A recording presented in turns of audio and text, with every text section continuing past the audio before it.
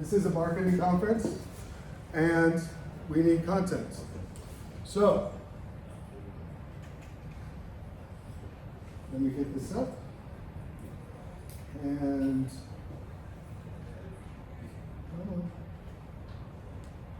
yay.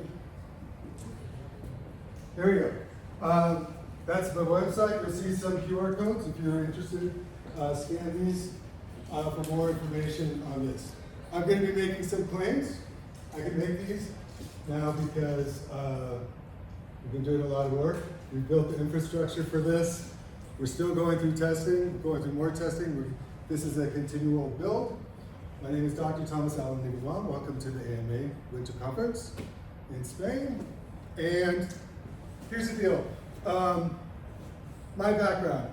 I was an executive first in marketing, worked on M&Mrs, Lexus, the launch of Lexus, the launch of the first retail club card, the launch of Fox Sports 1, Fox Sports 2. I worked in entertainment technology, did a little bit of finance, retail, automotive. So I have a broad-based background, worked for agencies as a consultant and also with the client. So I come from a business background. I didn't get my first doctorate until 2018, so I came to academia later. So my lens is always through practitioner first, and then going into the research and saying, can we do this? Can we answer this question? So I got my first doctorate in organizational leadership, and I have masters in marketing and organizational leadership. I have two of them, and now I'm getting my second doctorate, a DBA in marketing technology, because that's where my interests lie. In doing this, I started thinking about what is it, because we're in the AI bubble, right? And I lived through the dot-com bubble and burst. And what did we learn in the dot-com bubble and burst that we could apply to what's happening in the AI bubble today? The number one thing that I tell you that is happening again today, that happened then, is the loss of business principles and practices. The loss of reality, okay? The loss of valuation.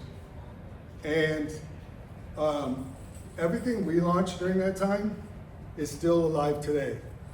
We did not bust during that dot-com bust because we stayed to proper business principles and marketing principles of making sure we were investing the right amount of money, managing our growth, managing our expenditures, and being smart about our business first.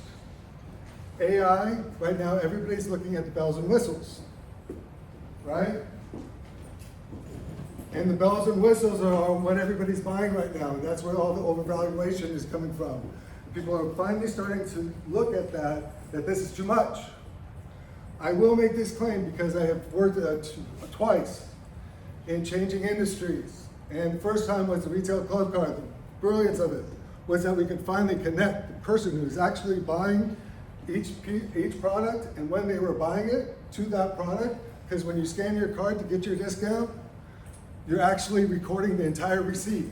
My boss at that time said, this is the first time that we're going to be able to connect the two. And now this is a multi-billion dollar industry selling that information, okay? AI auditing today needs to bring back the control to the leader, to the organization, to be able to see what's going on. Because I promise you, whatever goes wrong in AI, it's not going to be AI's fault. It's going to be you, the leader's fault. It's going to be you, the manager's fault. It's going to be you, the organization's fault. And if you don't know what's going on in the background, it is going to be your fault. And guess what? We can't see it right now. So, in every meeting I'm in, with all the leaders of organizations, the number one worry is how can we see in the background? How can we see what's going on in the background? What's going on? Because this is our biggest worry. We're creating these systems at scale. They're faster, they're easier, they're giving us great information, But how do I know it's doing what we say it's doing? Because any moderation to that can be build and build and build, and that can cost you billions of dollars if you are not careful, right? So AI auditing is going to be as important as cybersecurity. Whether it exists today or not, it has to exist. Because we have to be able to see that background. We have to be able to see what is going on to be able to manage the results. So it's an imperative. It's not a nice to have, it's an imperative to have. So we need to start looking at how to do that. So AI is coming through, it's promising everything. And I love AI, trust me, I use it. I teach all my students, none of my students, I say, you have to use AI for your projects, because if I'm not teaching you how to use it properly, I'm not preparing you for the real world. I teach MBA students, business, marketing, leadership. I need you to know how to work with AI. I need you how to spot how it's wrong. I need you to spot how it's right. I need you to learn how to use it, because I need you to be competitive. So if I'm not teaching you how to use it, I'm not doing my job. Because my job is to prepare you, right? So we're using it for decisions, but those decisions are occurring in those opaque black boxes where all the algorithms are doing their business. Why can't we see the algorithm? Why can't we see that? Intellectual property, right? Intellectual property protects all algorithms. People do not have to show them. We can see part of algorithms, some algorithms. We can see all of very few, and most of them we can't see at all. So, what do? Okay? So, Alan-Livernois does this great research, and it's actually on financing, but it's about auditing. And it's like, he says accountability breaks down when systems cannot be observed. And he's completely right. Okay? So, this optimization, whether it's in search optimization, faster, deeper, more personalization, it's going to be great. We can get you a message ad awareness, we can get you a message at consideration, we can get you a message at intent and purchase and loyalty. And it's going to be the best message, and we're going to throw these out there, and we're going to charge you for each time you're going to get that message right. And I started thinking about, our results are based on clicks and conversions, 7% and 5%, but how do we know what is being delivered in that background that we're paying for is actually what we're getting? And the thing is, we don't right now, okay? So, what are the risks when you start going at scale with all the different AI coming in, okay? Our IP, our brand, our costs, right? What we're being charged when we're working with partners. Now, this is as important for people who are selling the advertising, who are buying the advertising, because we need to know where those weaknesses are and where those opportunities are, right? But if we can't see them, how do we fix it, okay? So we can have optimization errors, we can have scaling without governance, we can have bad actors being influenced, we can, when we start layering autonomy, the AI is making decisions at different layers, and so that next one is based on believing that the first AI made the right decision, and the next one made the right decision based on that information, and the next one made the right decision based on that decision, right? So that becomes a problem. Signal, if you haven't read about it, read about it, super important. Signal is what AI, all your chatbots, when they go out and get information, it's the process that goes out to cull through all the noise, grab your information from multiple sources, summarize it, and deliver it back to you. That's Signal. There's a lot of vulnerabilities in that. okay? There's multiple inference points. It's inferring information. And if you've ever used ChatGPT or Gemini or Claude, you know a lot of times when it infers, it's wrong, right? It's really bad at context, right? And governance logs don't exist. So signal risk, lack of visibility of its performance. You can't see what it's looking at, what it's summarizing. If there's unknown actors, good actors, bad actors, whatever, we can't see. It can have operational instability, just like any other AI, right?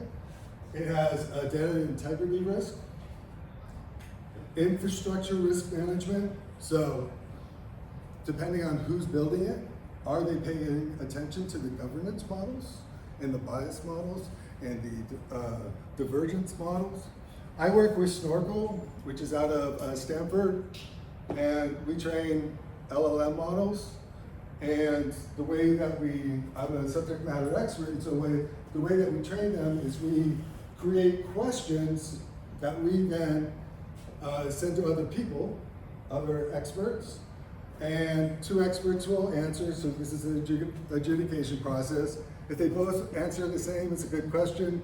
If one answers different than me, it usually comes to me as the adjudicator.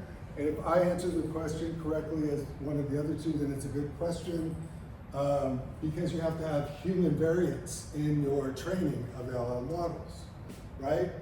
And what's a good question, what's not a good question? What's good direction, not good direction? So we're at the very beginning of this, right? There's a lot of training that has to go in. There's a lot of knowledge that has to be taught that we don't think about, we know as humans already do. And when we hire somebody, we already expect them to do. But in AI, we have to train them at every single step. They cannot do anything unless we tell them to do it or show them how to do it. And they learn by repetition, and that repetition can be, if it's not controlled by good information, can get erroneous results, okay? So basically, you're losing more and more and more control, which then raises the level to, can you see the background? Before I continue, did any of my other presenters come in that are presenting during this time? No? Okay, you got me. So, can you see in the background? Can you see this black box of activity? And my question was not to find a solution, not to create the whole system, but to start testing to see if we could see what's actually happening and how do we do that, okay? So this is a forensic diagnostic challenge. Can we forensically go out and find where these decisions are made? And can we define what those decisions are and report on it, okay? Can AI be used to mitigate risk? Guess what? It can. Woo! Yes, all right? So, when I submitted this first paper for this journal will be coming out, it was before Agentic AI came out. And we ran tests. And we ran initial tests. I ran it on multiple industries. And we looked at multiple things. But two main things I wanted to see is in the purchase funnel, at those optimization times, awareness, consideration, intent, and purchase, when you have those messages being delivered, there's a strategic intent behind those. Number one, I wanted to know if it was delivered or not properly, or, because what I started thinking is, I'm not the only one that's paying for that person. I'm an 18 to 24-year-old. How many messages are coming at that 18 to 24-year-old at any given point in time? Because it's not just my competitors, it's the whole world of advertisers. And it's a whole world of AI. And the whole world of AI is delivery. And at the time, even though it's not a linear model in the background, it's still pretty defined as to where there's a ton of research behind search that you can tell when you're in awareness consideration and when to deliver that message. And so it's like, consider it like an intersection. But you're not the only one in that intersection. Your competitor's there, the news is there, healthcare is there, finance is there, your school is there, your anything that is tracking you and your cookie and all of that is at that intersection. So who's saying whether your message gets through or not? So we wanted to look at that intersection and see whether your message was getting through or not. We looked at whether it was hijacked by a competitor, whether it was diluted by some other message coming in. We wanted to see if it was diverted. And we tested this, and I'll get into this a little bit more, through multiple theories and frameworks that are proven. There's 36 of them that we combined into this model. And it's audit by output that we can tell where you end up. And we're really looking at where did you end up where it wanted you to go. And only the highest we've ever gotten is 33%. Okay?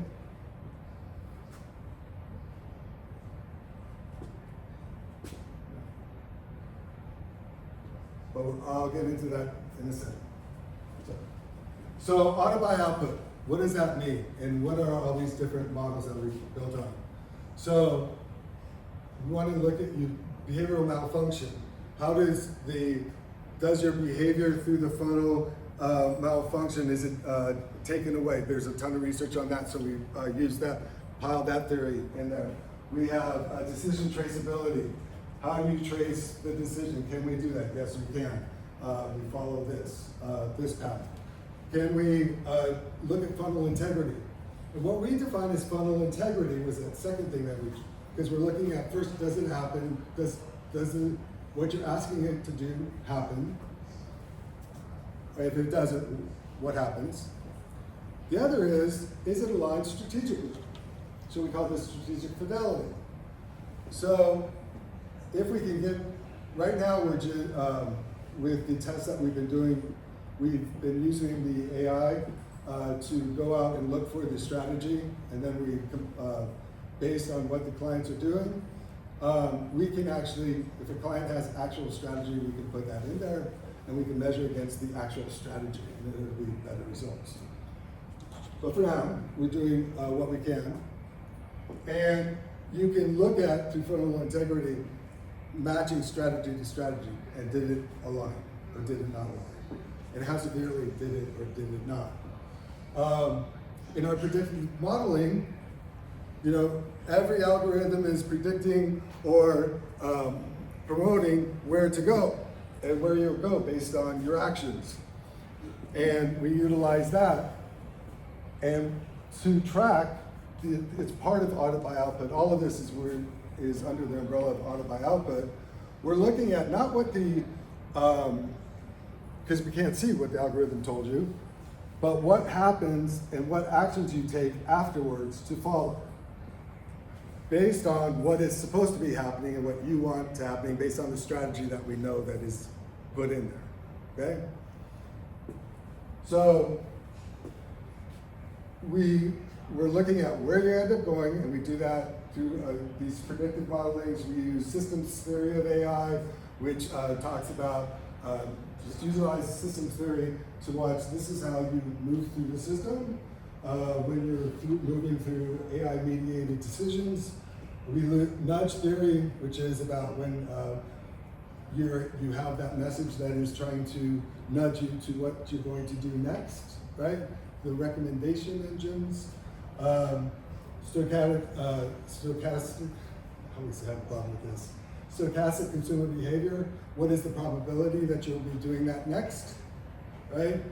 And opacity typology, algorithmic opacity typology, because we can say from that Where you end up and the action that you take is probably what that algorithm told you to do. So the combination, and if anybody wants this, you'll be able to scan my information and set up a conference with me to talk about it, test your stuff, or I can send you all the different models that we use. To influence this research, we wanted to make sure that we were falling within these frameworks so that we could trust what was coming out. Because in search, there's so much study, right? We wanted to make sure that we could replicate that and see on auditing what would happen. So in this, we built a tech stack. It's built in GitHub. We use Supabase, we use Railway. We have 3 agentic AI sentinels, Claude, I think we're in 5.2. We're utilizing, Claude Opus 4.6, Gemini, I think it's Professional 3.0. We're utilizing ChatGPT. So first, in our framework that we talk about that's in this paper is what is it that we're looking for? What is it that, what are the 6 different stages that we care about? How do we identify what's happening and not happening? How do we see strategic fidelity? How do we bring it back? How do we measure it? And then how do we report it? Our strategic fidelity audit is a model within that is built to measure specifically strategic fidelity. And there's a 7-step process for that. Our decision architecture risk profiling is what we use for Playwright and the agentic AI to identify the locations of where these interactions are occurring. Because it's like we said, they're not linear.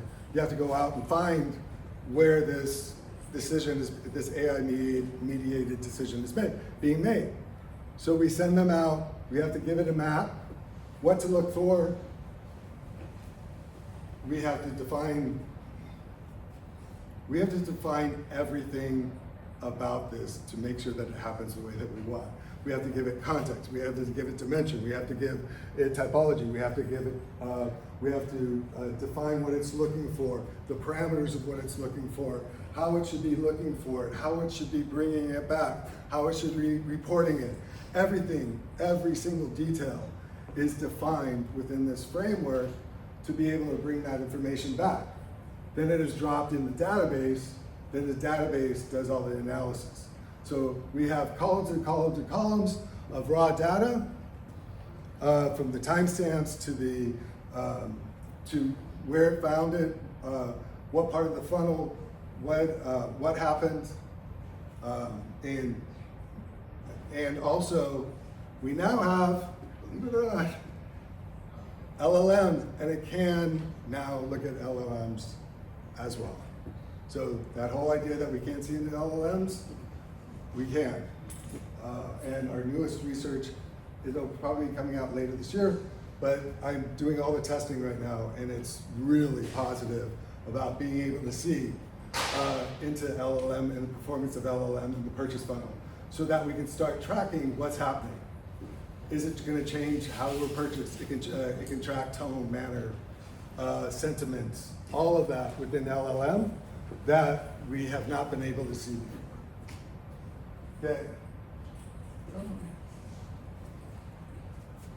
Okay. Oops, stay. I accidentally hit it again. So remember what I told you. So think about this. Why does this matter to a marketer? What's the real reason why we should care? If I'm only having 31% of what I'm paying for in optimization actually aligning with what I asked it to do, that means if I'm spending $100 million on digital media, 31.2 million is actually what I'm getting what I paid for, right? This was my latest run on Levi's. It was 6 pairs of jeans, 3 women's, 3 men's. 31.2 aligned at awareness, consideration, intent, and purchase with what was intended for it to happen. That means 68.8 million is not delivering. In optimization, when you're buying marketing, you're paying for when that message is served. Your results that you're given are in the back end on clicks, conversions, and that's where you're getting your 5%. But what you're paying for is back here in what you can't see. So all this is uncovering, and there's work that needs to be done in here, because I'm looking at the results, the newest results yesterday, and I was looking at the raw data, and not many, but some of where people are going is not where Levi's intending them to go to Levi.com. They're going to Amazon. Well, they could be going to Amazon to buy. I don't know, right? So the next question is, I need to create something in there that says when it's going to some sort of place where it can be buying Levi, that's not Levi, that it's a different measure. So that needs to be built. There's a ton that needs to be done in here. The first, though, is like, can we see it? And what we're showing is you can't see it. So this is just in basic directed, misdirected. And we classify misdirected by those diluted, diffused. Was it diffused because your message was being delivered and then another message came in and started its message before yours could be fully delivered? Hijacked competitors, diluted, diverted into like maybe healthcare or finance. So that's what we're seeing happening, okay? So, as I said, it combines all the theoretical, all these theories and frameworks, and we wanted to make sure that we were looking at the right things, that we were utilizing a lot of the search research, and that we're modeling to search research, that we made sure we aligned with all of that. So we created all of our tables and our lists and our boundaries for taxonomy, all based on that research and all of those results and those interference structures. And we overlaid that when we started creating the instruction for the Sentinels. I'm calling the agentic AI Sentinels, okay? So the Sentinels, we have to write instruction for the Sentinels. So like I have 1,000 pages of code written for this to give it direction. And what we're doing right now in our testing right now, and we'll start our full empirical testing next month. But to make sure that all of this is working, we're running 30 cases for running six products right now. 3 men's Levi's, 3 women's Levi's, and running 30 cases of each per day, adjudicated 3 times, so that's 90, but 30 for each agent. And the reason we do 3 agents is just like I was telling you about when we're training manually learning language models. By running the 3 different agents, we can look at those columns and make sure that they're all bringing in the same type of results. So if one is bringing some sort of erroneous type of results, we know that it's not following the direction. And we can get rid of those, that group of results for that agent, okay? So that's why we run 3 at the same time, because we want to make sure that we're getting the right message, that our instructions are right, and they're doing this consistently every day. When we run our empirical test, Levi's retail purchase cycle is 4 weeks. So we're going to be running it for 4 weeks. Why 4 weeks? Because I don't know, and we don't know, and nobody knows, because we haven't been able to see it. Since we can see into search and learning language models, are the learning language models changing how we move through the purchase funnel? Are they changing how we buy? Are they changing the speed? And there's no way to know this until we get more and more and more information. Right now, we just know we're able to collect it. That's it. We can collect it. There's no answers here yet at all. Okay? And what I get on this, whenever I talk to marketing professionals or even other academics, is there's a few questions that I get, and that's where I'm going to go back to teacher mode and explain a few things of why we are where we are. Everybody says, what's the solution? We can't have a solution yet. Nobody can have a solution yet, because first you have to see. Okay, there's a great talk on this. I have a scan, you can have this presentation. It'll be on the last slide. But there's this presentation by Will Gannis, he's the CTO for Google, okay? And first he lays out the different core elements and agents and interfaces of AI, right? So we have the chatbots, which right now, stop, right? You're interfacing with those. Under that, we have the models that fill the intelligence. So if I'm in chat, I have a model that's filling that. That's going to be different than what's filling how Claude is trained, how Gemini is trained. That's why you have Perplexity, how that's trained. Each one delivers something different back because it's trained back. That's that next layer. And then you have the agent automation, task automation, and that's the structure of how it works and the speed of how it works and what it takes to run that chat program, that data warehouse, all of that stuff, right? And then you have out-of-the-box agents like deep search, science, what are some of the others? Writing, go into any of the models. Chat, I think chat has the best in listing. When you go to the far left and you can listen, you can see all of the different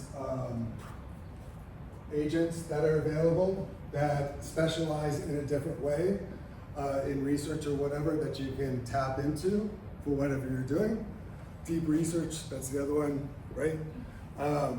If you want to go into papers a lot more. And somebody talked about, you know, the naming of agents and the functionality, and you can find it at this level when you're creating customized workforce agents. It's super important that you understand right up front what it does. Did I have any other presenters during this time coming yet? Just double checking. Okay. Then the next level is how you go and grab third-party data, right? So you have connectors that go out and grab big data from all that everything that's available in Google, everything that's available from the government, everything that's available from all the different database providers that you can go grab third-party information and bring it in. And the last core component is the governance and safety. And right now they define this as having the right people working on this, so it's not ruling for the rest of the companies and consumers. But there is going to be a part of governance and security that businesses are going to have to look at, because you're going to start having to align more with governance and standards and practices and rules, and especially based on industry, whatever those standards are that you need to abide by, your agents are going to have to abide by as well. So you're going to have to pay attention to those. So those are the key elements of overall agents and building them. Now, building your customized agent is not easy. Now, the reason that healthcare and finance have been able to get into this faster is because because of their governmental regulations, they've had to have their work processes outlined very cleanly and very clearly already. So if this happens, then divert here. If this happens, then divert there. And so their workflows throughout the processes are documented much better than any other business. So that's why they've been able to get into this a little bit faster, to create customized agents. Now, get used to customized workforce agents, because think of these as the apps of today. Remember, you never thought you'd have an app on your phone when you heard apps first. Who doesn't have a billion apps on their phone right now, right? You utilize your apps for everything. Your customized workforce agents are going to be for your particular company to be able to do what they need to do to be competitive and advance in their industries and innovation, and create workforce processes that are reliable, functional, meet specifications, right? So the way to do that, you have to define the context very clearly. And the context meaning what is it doing, where, why, and how, right? And you have to be super clear as to what specifically the context is, and then you have to be very diligent about your documentation. So he does a really good job in explaining this is where companies fall apart a lot when they're developing the agents, because they forget about what they realize that humans do automatically that a machine doesn't. So you can't assume that it's going to know something that you tell your employee to do. It's not like giving the assignment to the employee and saying, hey, I want to report on whatever, and give it to me by Friday. Well, you better tell them, for the agent, you have to tell them, I'll report on X, grab the information from Y, only grab this information, don't grab that information. B, make sure that it should be continuous, or it's nominal, or it's ordinal, or it's whatever. You have to be really clearly defined about each step of the process, and then if you have a decision structure, yes, no, what that structure is going to, right? So we've gotten used to doing this when we're doing programming, but that is going to have to, when you're building your AI agents, that's going to have to come in even more so, because what happens with agentic AI can also incorporate behavior. So it can look at empathy, it can look at sentiment, it can look at tone. So when we're having right now it look at LLMs and we're having it track the brand sentiment, tone, empathy, the agentic AI can do that because that's part of its model in being able to understand how to identify those, okay? But because I'm paranoid, I keep looking at that, how does it define that? And I still need more information to see where it's gonna go off and on. But what does it define? How does it define the sentiment specifically? How does it define the tone specifically, right? And if it doesn't do it the way that I want, then I'm gonna have to go back in and I'm gonna have to create that little box for it to understand how to look at those different modes, right? I can't trust that it's going to do it. So my documentation is going to not only be based on what I write up and I think is going, but in testing that I run tests and then I look at those results. I run tests and I look at those results, and I run tests and I look at those results. It is not a one-step process. So anybody that thinks they're gonna go into building these and thinks it's a one-step process is crazy. It doesn't exist. It's a world that's not there. Now later in life, there will be some of that that can be programmed because we have enough information to do that, but right now, that does not exist. This is too new of an area, and we're just starting to build this stuff. We're just starting to see this stuff. The DPFAA is a workforce agent. I have another one that I've built for B2B model, right? But my engine that I'm using for this has very specific parameters and definitions and boundaries that need to be defined by the company to be able to use in any area. So your documentation, how you want it to automate and execute, that's that decision making that I was talking about. Evaluation parameters. and they're not human. You have to define what a human decision is, right? What is my tolerance in this decision making at any given point, right? And so you have to define that and readjust. You have to define the telemetry. So my next study is going to be based on 4 weeks and it's coming back. But that's not going to be it. It's going to be based on the next study and the next study and the next study that I'll be compounding, right?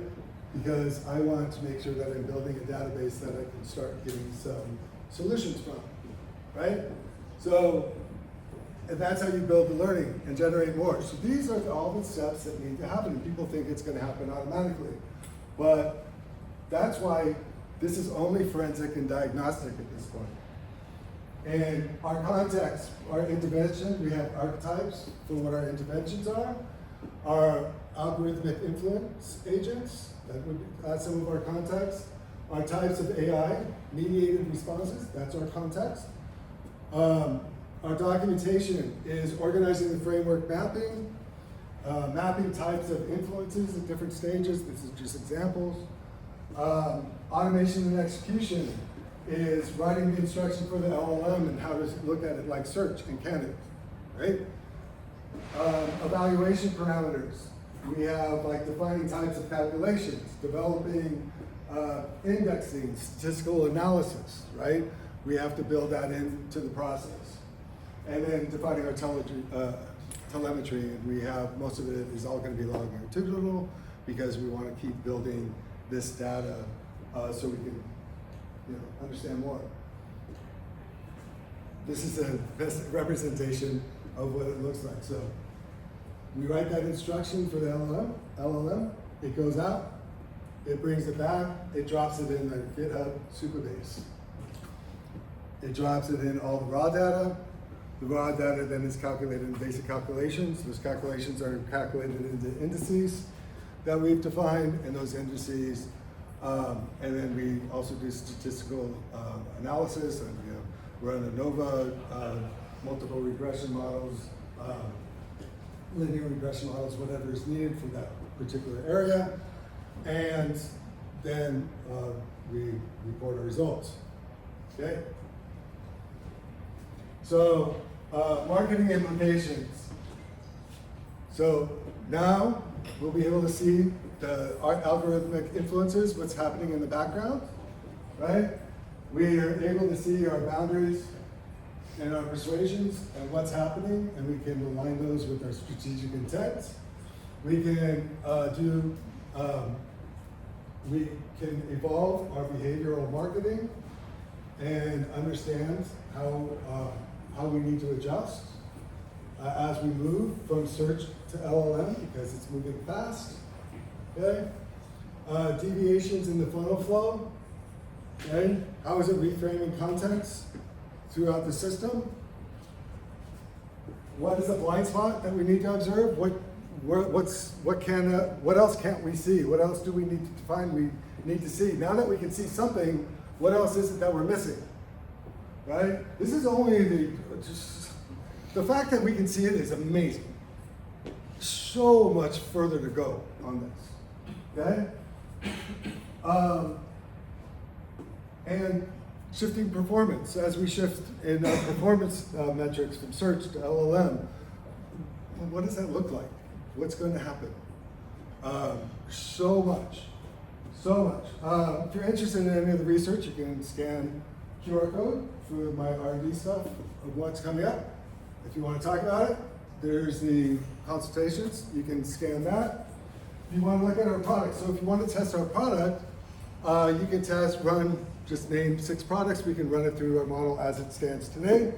If you want to do a more sophisticated model where you give us your strategy and your costing, we can run that and see the results of how you're performing right now.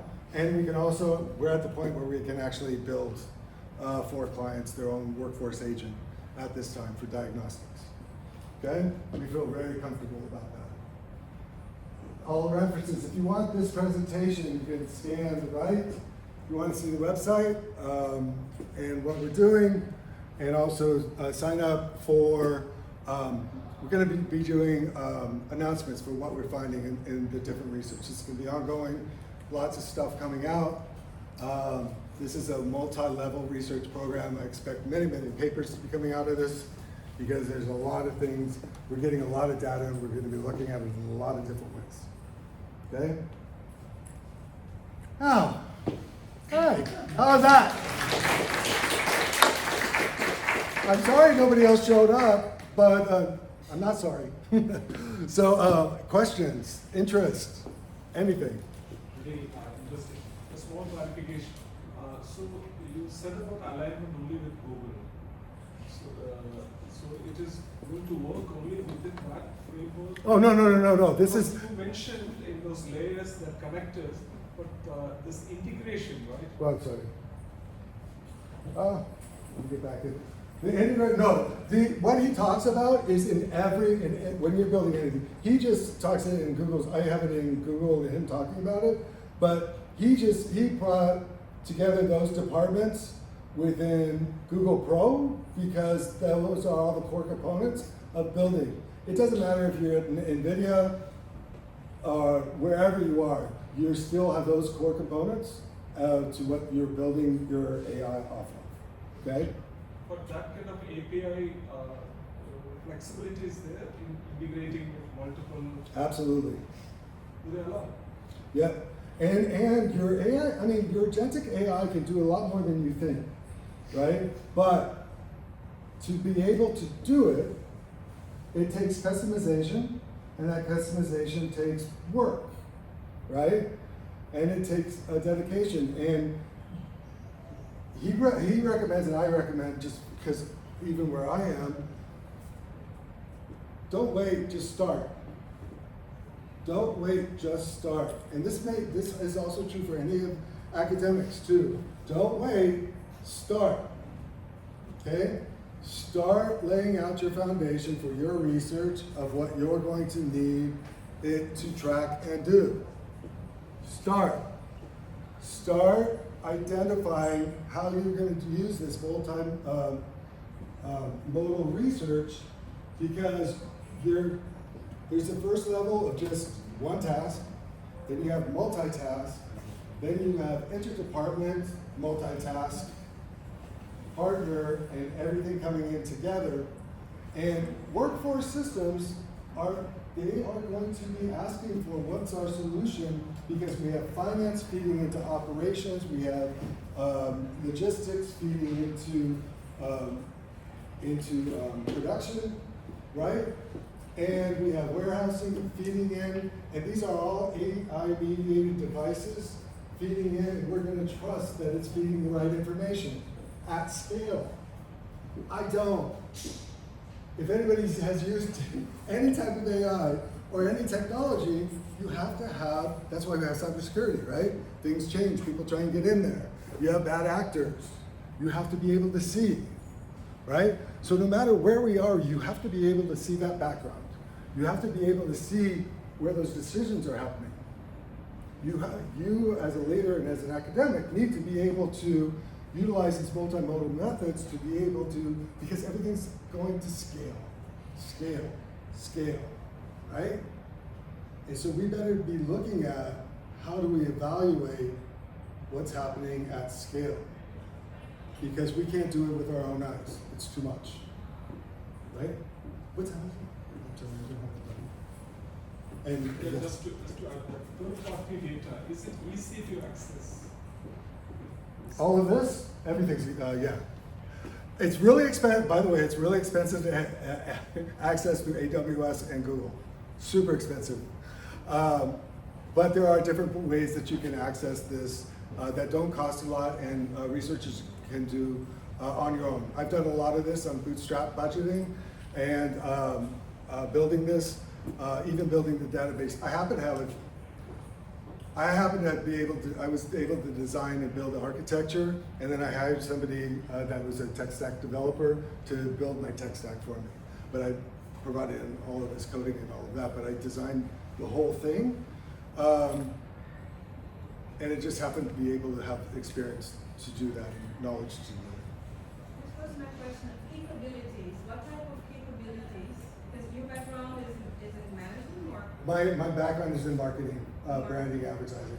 But you built up this capability of, Yeah, because I have a ton of certifications, and I built a lot of this. I have a certification from MIT in AI strategy, and that's where it started.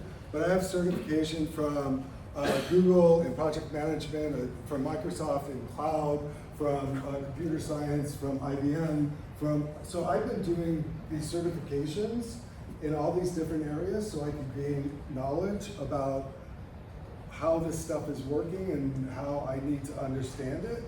And it's been able to give me the knowledge to be able to understand. Okay, look, I'm not a computer science major, but the guys that have been managing, they go, "You sound like a computer science professor." I'm like, "Thank you, but not." But it's just because I've been really dedicated on really just delving into it. But there are people out there. There are systems architectures, designers that can build this for you. You can tell them what you need, and they can build this structure for you. Always contact me, and I can guide you to people too as well.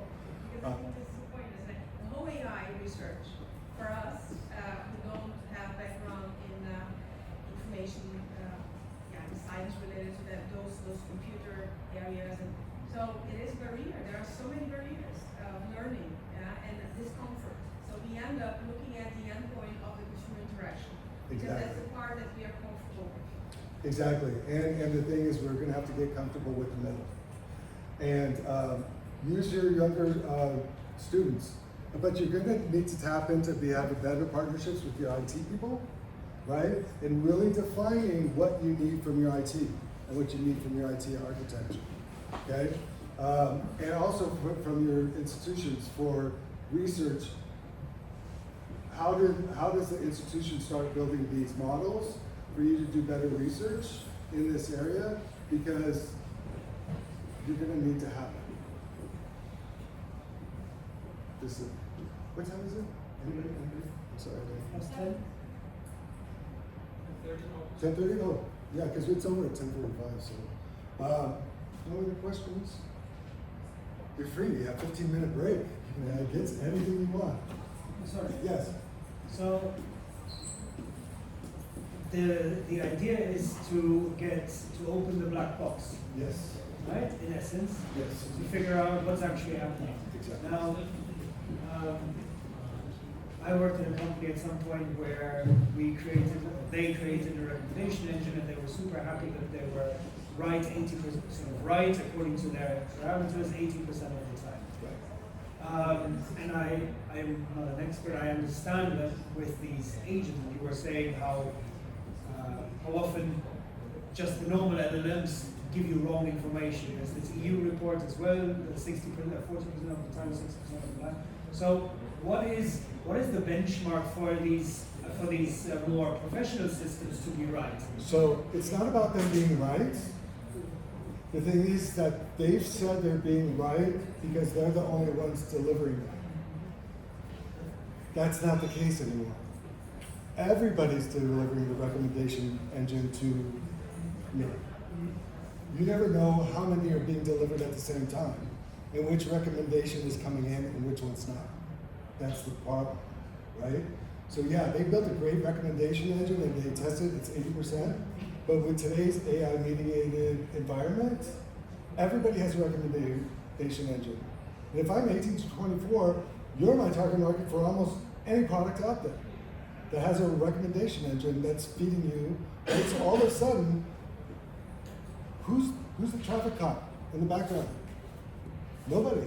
There's no traffic cop. There's no lights. It's AI's just throwing it at you. And so if it's delivering a message, there's nothing to stop another message coming in at the same time. And that's what's happening. And that's what we're seeing. Well, without AI, that would have happened as well. I mean, forget about all the algorithms. Yeah. And now it's just happening at scale. Exactly. Now it's just Now you can't see it. And now what we want to do is, before we could see it, now we want to see it again. Fair. Now I want to see it. Now you did this with Levi's. or? I did this with Levi's. I've done it, tested with different industries, and it works the same. I want to continue to test, so if you have something you want me to test, please send it over. Anything where we're just need to keep testing it, need to keep trying it, because it just needs to get better. Because there's, like I said, we have to figure it out. We have to be able to do it, because it's like cybersecurity, AI auditing is a must, right? We've got to be able to see impact. Because otherwise, you're responsible for the decisions that are being made. And if you don't know what decisions are being made, and if you can't catch them before that $1 billion mistake is made, right?